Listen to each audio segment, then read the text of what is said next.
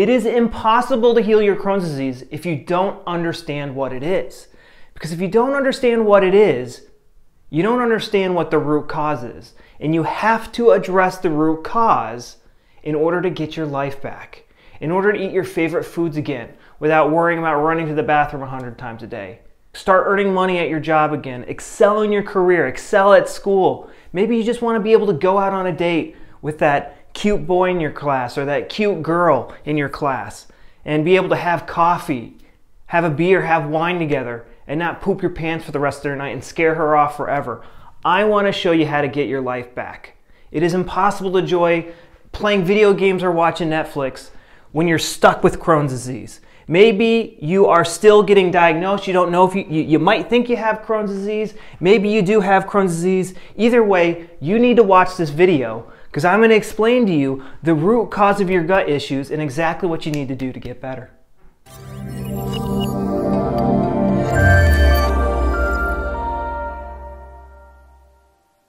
Hi guys, I'm Mike the Heal Your Gut Guy, and I healed myself naturally of Crohn's disease by using my brain and actually understanding what Crohn's disease is and identifying the root cause and addressing the root cause. Another big reason why there's so much confusion, a lot of people go through years of not having an official diagnosis and somehow having this official diagnosis is going to fix everything. The problem is really more elementary than that. The problem with the term Crohn's disease is this word means different things to different GI doctors. Like depending on what side of the bed the GI doctor wakes up on that day, you could get a diagnosis of Crohn's disease or something else. Depending on what part of the world you're in, what hospital you go to, or what mood the GI doctor in. And that's just not sound medicine. It's just not logical whatsoever. And so let's take a step back because the current definition of Crohn's today is inflammation anywhere from mouth to butthole. That definition just makes no sense. Okay, I have a cold sore and I have hemorrhoids. Does that mean I have Crohn's disease? No, a person will never ever get diagnosed with Crohn's disease if they have those symptoms. But yet it fits the description. It makes no sense. It's a stupid term, yet they use it and they don't even use it correctly. So let's take a step back and go to the discoverer of Crohn's disease. His name was Dr. Burrell Crohn's. And he lived from 1884 to 1983. He lived for almost 100 years old. He was a very talented doctor who was actually curious about what was causing Crohn's disease. He didn't get he would have came up with the cure if he was probably born a little bit later and he had the technology available to him. But when he first discovered Crohn's disease, he did not call it Crohn's disease, and like the GI doctors were like fanboys and they were like, oh, Dr. Crohn's, you're so cool. Let's call it Crohn's disease. And he goes, guys, no, I don't want to call it Crohn's disease. It's stupid. We should call it what it is. We should call it like we've been labeling diseases since the time of Hippocrates. Let's name it intelligently. If somebody, he called it regional ileitis or regional enteritis. And essentially what this means is, so you have, the different parts of the small intestines. So Crohn's disease, the definition is inflammation anywhere from mouth to butthole. But the way that they use this term today is it's really inflammation of the small intestine. Why don't they just change the definition of that? I don't know. They literally have their heads so far up their butts, it's anyone's guess what's going through their brains.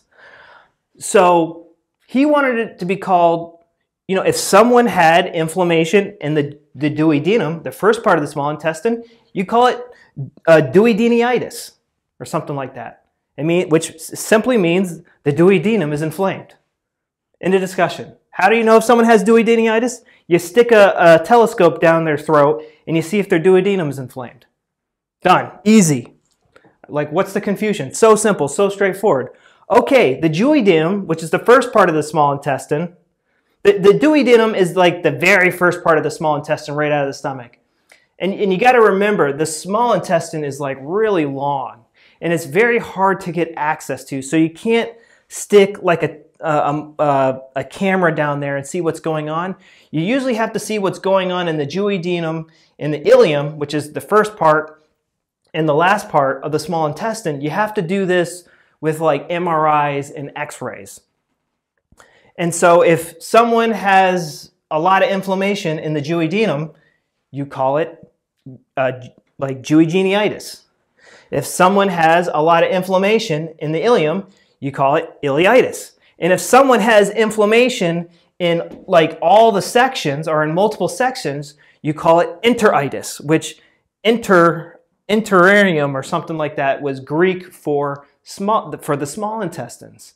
So this is, for like thousands of years, this is how doctors communicated. They used these words to indicate that this part or that part of the body was inflamed. Itis simply means inflammation. And that's what Dr. Crohn's wanted. They even wanted to call, so colitis, if the colon's inflamed, you call it colitis. If the whole colon's inflamed, you call it pancolitis because it's the whole thing. And there's other words to describe that.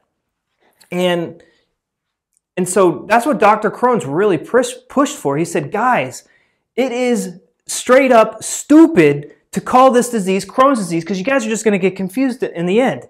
You need to call it what it is. What part of the small intestine is inflamed, and just call it that. Don't be idiots and call it Crohn's disease, because they were going to call colitis Crohn's disease of the colon. He's like, guys, you are being ridiculous. Please don't do this. This is dumb. But that's what we have today.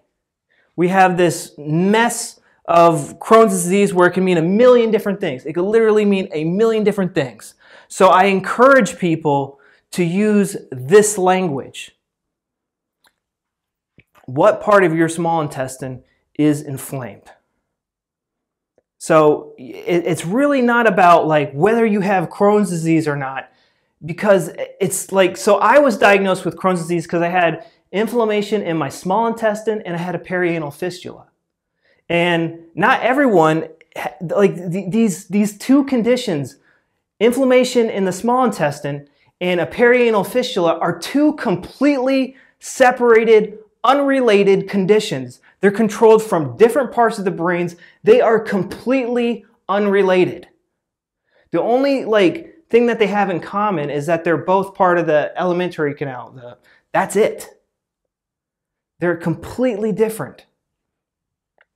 So where do we go from here? Now that we know that GI doctors are speaking some made-up language that they can't even follow, how do we move forward with this? So Dr. Crohn's was trying to figure out what was causing this. So their cure back in the day is like, okay, if this part of the gut's inflamed, let's just cut it out, and the symptoms would go away. And so that works to a certain extent, but again, it's not getting to the root cause of the problem. What caused this this part of the small intestine to behave differently? And so at first he thought it was tuberculosis, which was actually a really good guess. He thought it was MAP, MAP bacteria, which stands for mycobacteria. Tuberculosis is a microbacteria. And to test this theory, he would take a culture of someone's messed up gut, and then put it in the gut of rats, pigs, and guinea pigs and gerbils and stuff like that, and see if they would develop Crohn's, and none of them developed Crohn's. So he figured out it wasn't an infectious disease because it wasn't spread through infection. He couldn't spread it.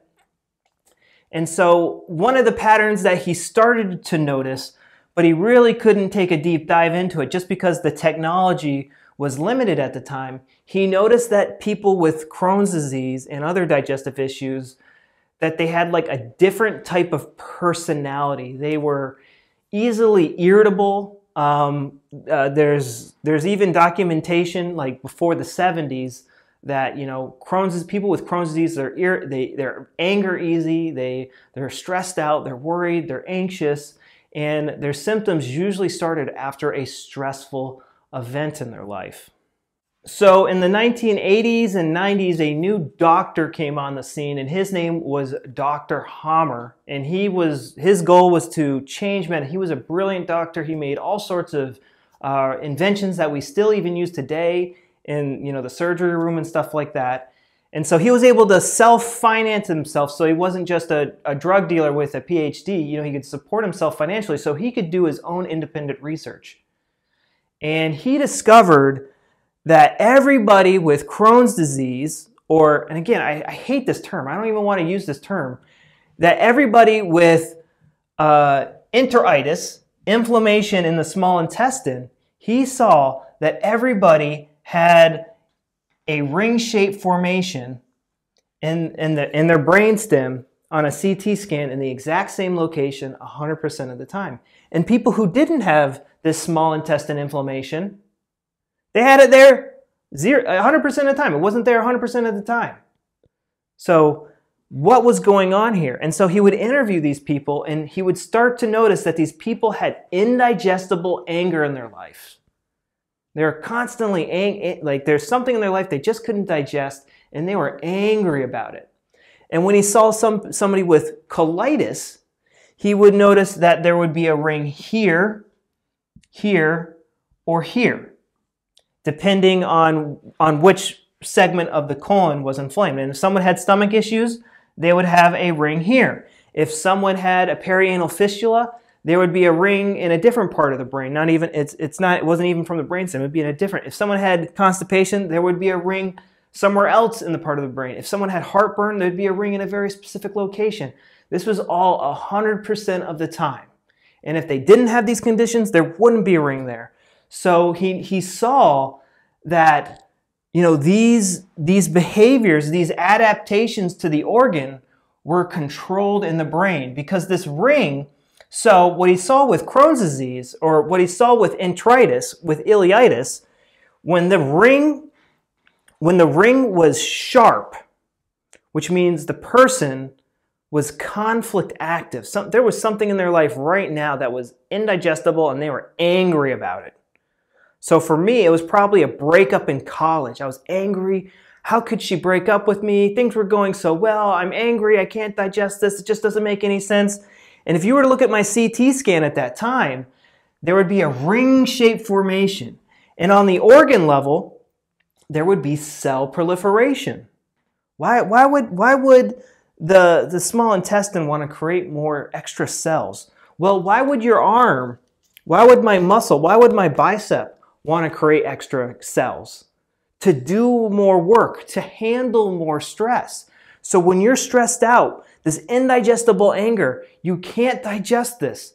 Your brainstem is the oldest part of the brain. It does not know the difference between food and things in your life.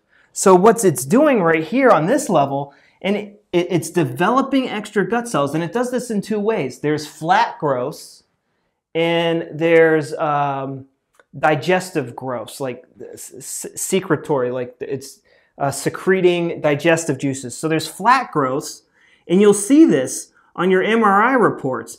Thickening of the intestinal wall, narrowing of the intestines, and polyps. The polyps' purpose is to create extra digestive juices to help you break down and digest this hard to digest thing in your life. And then the absorptive growths are designed to help you absorb this hard to absorb thing in your life. And then when it gets resolved, the body no longer needs these extra cells, so it gets rid of these extra gut cells with the help of bacteria and fungi. And that's where the tuberculosis and the MAP bacteria come in. One of my viewers was asking me about this in a comment, that they believe that, hey, there's a lot of research that MAP bacteria causes Crohn's disease. But the problem is, Dr. Crohn's was introducing this pathogen, this MAP bacteria into his subjects, into test animals, and they weren't developing digestive issues. The purpose, they are made by your own cells. The purpose of these so-called bad bacteria and fungi is to break down these extra gut cells because they're high maintenance. You don't need them anymore.